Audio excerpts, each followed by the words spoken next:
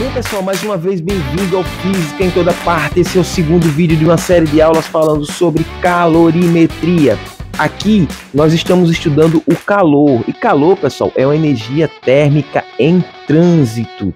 Nessa aula, nós vamos falar sobre o calor sensível, que ocorre quando não há mudança de estado físico da matéria. Nessa parte, pessoal, vai haver mudança de temperatura quando o corpo recebe calor, tá bom? Bem, aí na descrição do vídeo tem um link com todas as séries de aulas falando sobre calorimetria. É só clicar nele que vai cair numa playlist e você vai ver todos os vídeos dessa série de aulas com teoria, exercício, exemplos e etc. Tá bom? Bem, o calor sensível é calculado com essa equação. Q, que é a quantidade de calor, M, que é a massa do corpo, C, o calor específico, e ΔT é a variação de temperatura. Eu vou anotar isso aqui para vocês, que é importante, tá bom? Vocês escrevam aí, que isso é muito importante. Ó, Q é a quantidade de calor,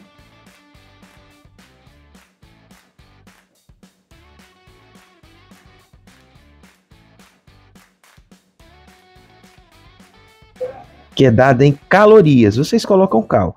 Aí vale destacar, pessoal, que uma caloria equivale a 4,18 joules, tá bom?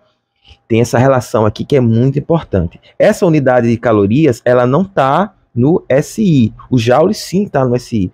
O M é importante também, tá? É a massa do corpo, que é dada em gramas, tá bom? Em alguns problemas vocês podem encontrar também quilogramas, mas não tem problema nenhum, tá? O C nós chamamos de calor específico, vou falar sobre essa quantidade daqui a pouco. É o calor específico, que a unidade é calorias por gramas, graus Celsius. Aqui a gente vai precisar falar um pouco mais sobre essa quantidade, ela é muito importante, tá bom? Que ela é uma propriedade do material. O ΔT, ele vai ser a temperatura final, que eu posso representar só por T, TF, menos a temperatura inicial. É a variação da temperatura. É a variação da temperatura.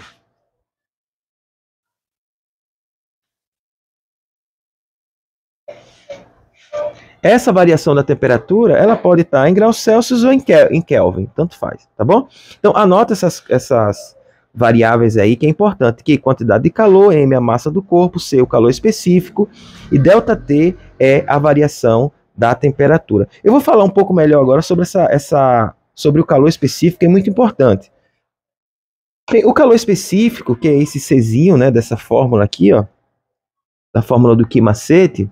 O calor específico, pessoal, ele é a quantidade de calor necessária para que cada grama de uma substância sofra uma variação de temperatura de 1 grau Celsius. É importante ressaltar que cada substância ela tem um calor específico diferente. Esse calor específico ele é solicitado no problema ou também ele é fornecido, tá bom? Eu coloquei alguns exemplos aqui. O calor específico da água em calorias por gramas grau Celsius é 1 caloria por grama grau Celsius. Calor específico do ferro, 0,11 calorias por grama grau Celsius. Calor específico do alumínio, 0,22 calorias por gramas grau Celsius. São coisas importantes que a gente precisa entender, tá bom? Outra quantidade importante que a gente precisa estudar nessa parte é o que a gente chama de capacidade térmica, que é essa fórmula aqui. Essa fórmula aqui é a fórmula do calor específico, tá bom? Você pega essa equação aqui, você isola o C da seguinte forma. Aqui você tem a fórmula, né, da Q igual a M, C, ΔT. Se você isolar o C, C vai ser igual a quantidade de calor, a massa passa dividindo e a variação da temperatura também. O que resta é essa equação aqui, tá? Que é o calor específico da matéria. É daqui que vem a unidade de calorias por gramas graus Celsius, porque a unidade de calor a gente sabe que é caloria, a unidade de massa é gramas e a unidade de temperatura, graus Celsius. Então, calorias por gramas graus Celsius, que é a unidade. Bem, outra quantidade importante é a capacidade térmica, que eu posso definir da seguinte forma, olha só. A capacidade térmica, pessoal, é a quantidade de calor necessária para que um corpo sofra uma variação de temperatura de 1 grau Celsius. É importante deixar isso notado também no caderno. Bem, a fórmula é essa daqui que vocês estão vendo. Quantidade de calor dividido pela variação da temperatura. Como a quantidade de calor é MC ΔT, que vocês estão vendo aqui, ó, eu posso fazer o seguinte, tá? Quantidade de calor é MC ΔT, dividido por ΔT, né? Eu posso cortar ΔT com ΔT, o que resta é C igual a MC. Olha só, então eu tenho aqui, ó, duas equações para representar a capacidade térmica, que é C, quantidade de calor dividido pela variação da temperatura, ou C igual a MC, massa vezes o calor específico. Então, nessa parte, nós vamos usar essas três equações, que são equações importantes, né, que é a da própria quantidade de calor, tá bom? Anota aí, do calor específico e da capacidade térmica, que podem ser essas duas equações aqui para vocês, tá bom? Bem, vamos considerar aqui esse exemplo. Eu tenho um recipiente contendo 200 gramas de água, meço a temperatura desse recipiente, né, com água, e a temperatura da água é, por exemplo, 25 graus Celsius. E aí o que é que eu faço?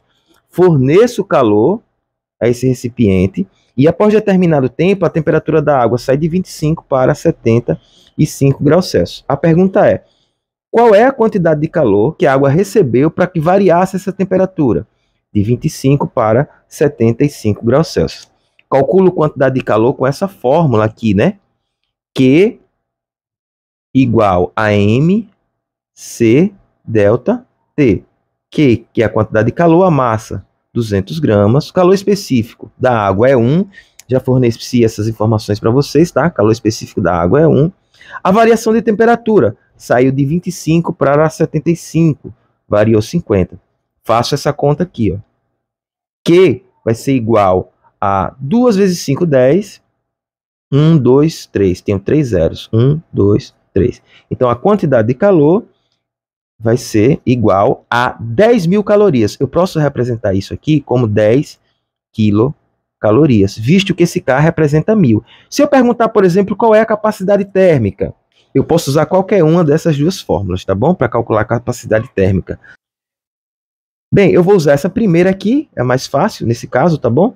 C vai ser igual a massa, que é 200, vezes o calor específico da água, que é 1. Ou seja, a capacidade térmica, para esse caso, vai ser 200 calorias por grau Celsius. Bem, está calculado aqui esse exemplo, né? Tudo direitinho. E mais uma vez, bem-vindo ao Física em Foto.